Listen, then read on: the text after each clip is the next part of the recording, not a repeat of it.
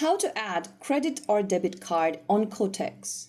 Hi everyone, welcome back to Trading for Beginners. If you're using Quotex and want to deposit using a credit or debit card, then the process is simple and usually takes just a few minutes.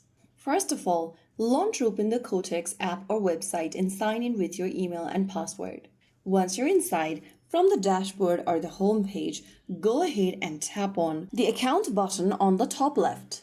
Inside the Accounts tab, scroll down and look for this Credit/Debit Card Verification. Click on Add New Card on the bottom right and then go ahead and enter your card details.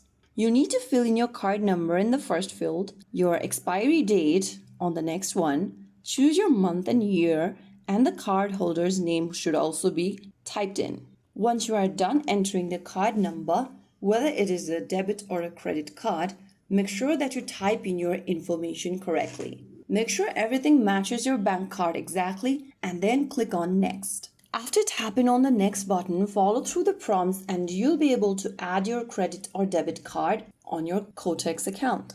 After your debit or credit card has been successfully added, you can start trading smoothly and manage your funds with ease.